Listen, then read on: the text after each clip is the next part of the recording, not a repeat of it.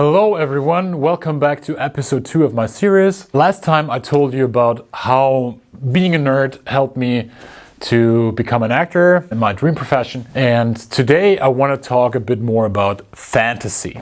So fantasy for me has a very special place in my heart because as a teenager, and even when I was even younger, I started reading those huge, thick fantasy novels, like between 800 and 1000 pages, these huge books, and I would fully disappear in them. Up to a point when my parents got a bit worried because I was reading hour after hour, day after day, the whole weekends I would spend on my couch and reading those huge volumes while all my friends were on the street playing. What I did back then, without knowing it, I was fully preparing myself as a filmmaker.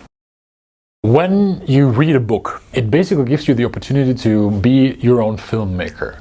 And you can cover the whole set, all the professions on a typical professional set. So you choose which story, which book you read, and you choose how you want to see it and who else should be involved, meaning you are the director. Then you basically decide who should play which role because you visualize them, so you're the casting director. Then you also maybe listen to some music in the background, that's the sound design, the film music. Then you also decide, okay, what these actors should wear, costume design, up to the stage building, the whole world building. You can do everything in your head. It's all between your two ears. And that's something, in my opinion, is a bit lacking in our modern world, is this possibility and this need to create something through our imagination. Just to imagine something, because there's so much content out there giving us these pre-built concepts and already imagined pictures, visualized perfectly, amazing, with all the color, all the contrast. But in the end, the most precious stories were the ones I created for myself in my head. So basically I was allowed through those fantasy books to see my own movie, to see my own fantasy film.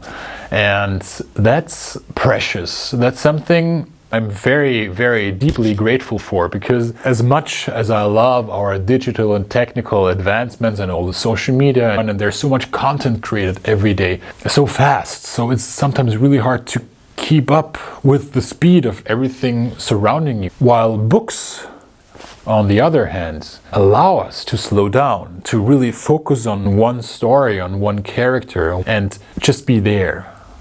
And if we have an important moment, for example, I loved just going back a couple of pages and rereading a favorite paragraph, for example, where like a beloved character dies or something really important happens in the story, something that really touches me.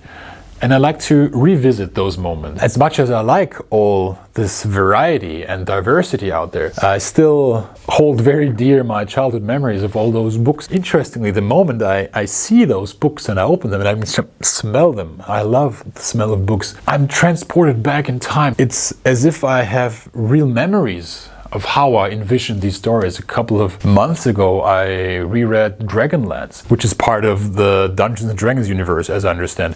And I immediately knew exactly what was happening where and how I envisioned it, because it was like written with star ink on my inner sky. It was so intense. And that's something I will treasure all my life. Actors are basically nothing else than storytellers. And that's a good thing. That's something I'm very proud of, because it's the best way to reach people and to get a message through. If you wrap it in a story, if you entertain them in a good sense. For me, that was fantasy. I was hooked on all those Dragonlance, on Lord of the Rings, on Game of Thrones, of course, on Harry Potter. I had all these sword and sorcery books when I was a kid. So I really lost myself in them in a good way. It has all these stereotypes, of course. It's good against evil, black against white, the beautiful against the ugly. So you have these clichés which worked very well because it's a genre. So everyone quite in the beginning understands, okay, this is the hero because he's good looking, he's nice, he's kind. I can identify myself with him or her or it. And this is the evil that's to be destroyed at all costs because it's ugly, because it's mean, because it's bad. Basically, it's very one-sided, it's a stereotype. But if you look at fantasy nowadays, starting with Game of Thrones, in my opinion, in the mainstream media, there is no real good and evil. There is good and evil in everyone. Things have shifted. All these typical characters have disappeared. I mean, suddenly you have the big hero who's a villain. You have the mate who saves the day. You have the monster who's the victim. You have something beautiful that's mean, something ugly that's brave, and it's all mixed. It's just getting more and more real.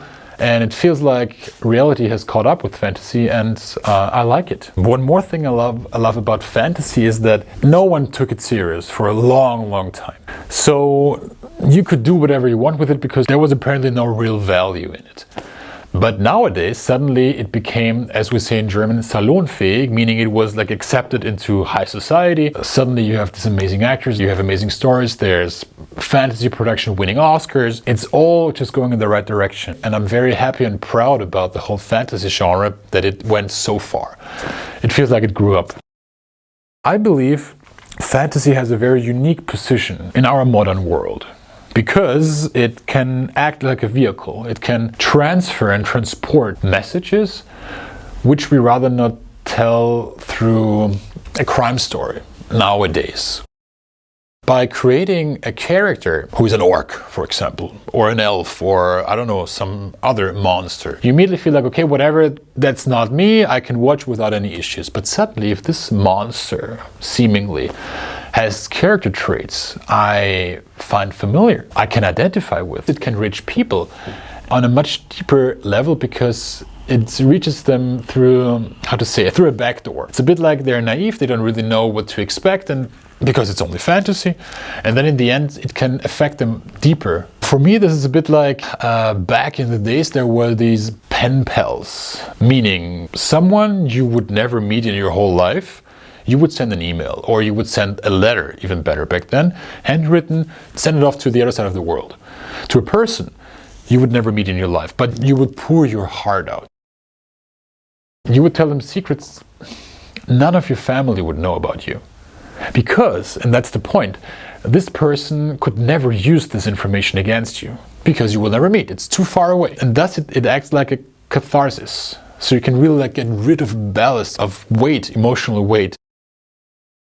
And I believe fantasy can serve the same purpose by taking topics, themes that deeply touch us, but wrapping them in a unreal fantasy world, which is beautiful, colorful, a bit like kids' fairy tales. They can reach us much deeper than any morally nowadays crime story or war story would. I'm very excited about what's happening in the world right now with my favorite genre, and I believe that fantasy has this unique opportunity to go even further. Since there is no real rules, because it's fantasy, everything can be made up, everyone can be anything. So it's basically like a big, colorful brainstorming of how life could be, of how we want to live, of how we want to see ourselves. So I believe fantasy actually has quite a big responsibility. In a comical, in a fantastical way. Fantasy should and will hopefully evolve into a mirror of our society. Maybe the society would like to build, maybe a bit more of a community than a society, where everyone is equal, of course, and everyone can be the hero. And that gives hope, which is one of the strongest powers we have in our world. So basically, my main thing is, since I told you that was my entrance into the fantasy genre, and one of the best ways to experience fantasy is to read. It forces you to decide how you want the story to be told. And you can take whatever time you want. You can sit in your favorite armchair, drink a tea or coffee, and just read. And I challenge you, take your phone, put it aside, and don't touch it for an hour. And see what happens. You will see your whole organism, everything will calm down, and you will focus on one story. Of course, you can also do that with other books and other stories. But I found by reading about something that's so far away from me, a fantasy world where there's dragons, magicians, and magic, it helps me to reflect, to look at my own life from the outside world. I challenge you, read. Take a book and read. Sit down, put your phone down, forget social media for 1 hour only. Just read. And it's a gift you can never overestimate, because it trains your brain, it trains you to be yourself. So that was my approach to acting. You will benefit so much from it. And if you want to follow my path towards acting, read and cherish your fantasy, cherish the thoughts and ideas that come to your mind while you read, because trust me, no one else will see the same thing you see. No one else will see this story exactly the way you see it, and that makes you unique. The more you do that, the clearer your image of stories will be, of storytelling. So that's my advice for episode 2. Thank you for watching and see you next time.